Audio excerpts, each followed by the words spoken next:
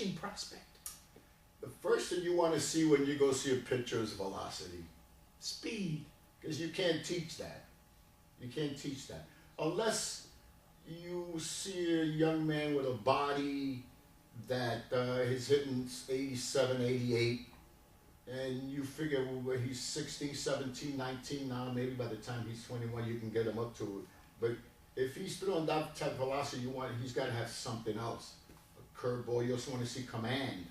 If you want to see if the catcher puts the glove there, does he hit the glove? A lot of times, I saw a couple of kids that throwing, matter of fact, this guy's all home now, throwing 95. They got rid of him in the majors, from the minors.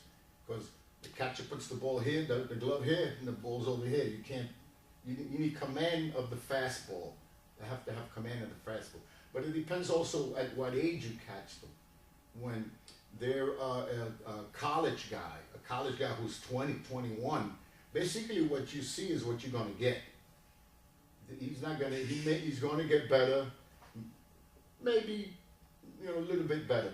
But you see a kid at 18, 19 who's got that type of ability, and you know he's going to get stronger, he's going to become more of a man, and you'll be able to project. So you have to project a lot with a pitcher, right. Which is the toughest part about being a scout, is projecting. Because you got to look at an 18-year-old kid and try to figure out what he's going to look like when he's 24 or when he's 21, 22. But if they have that velocity, then it's already there. So, it's like when I saw Dylan, when Dylan Betances, from Grand Street campus, I know Dylan since he's like 13, 14, 15 years old. And he always had that type of velocity. And then what's the velocity that, okay, let's say you see somebody at 16 years old. At 16, what velocity makes you go, Well, Major League average fastball, these days, when I first started, it was from 87 to 89 was Major League average. Now, a Major League average fastball, which is have different guns, which we can go into later, with the jugs. When we were there, it was with the ray gun. So, Major League average was 87, 89. Hit 90, 92, you had something. Now, Major League average is, as far as what they want to see on the new radar guns that they have, is 92 to 93, 91 to 93. That's a Major League average fastball. So if you see a kid 18 and he's already giving you 89, 90, then you can figure by the time he's 20, 21, he's going to get it up to 92, 93. So you project. You start projecting. And if he's got another pitch, like a big curveball, like when I saw Steve Garcia had a curveball from head to head. Big curveball. So he had a pretty good career. Jason Marquis was already throwing an average fastball in high school. Dylan was throwing an above average fastball in high school. So these are guys who are special. So you can project that these guys will probably get to the majors. Then you see some other guys that don't have it. And then later you see them, they're in the major leagues. They got this for some reason. I'll tell you, Pedro Bolbon Jr. was at Clinton High School, and man, he stuck around. Nobody really was signing him. Then he signed him eventually for the Chicago White Sox. He went down there, and he had a good season. They brought him up, and he became a lefty specialist. He's playing now?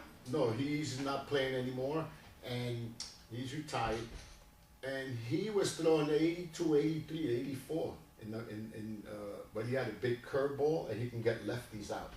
He made Specialist. He became a lefty specialist, throwing a 79, 80 mile drive. When Barry Bonds would come to bat in a key situation, they bring in Pedro.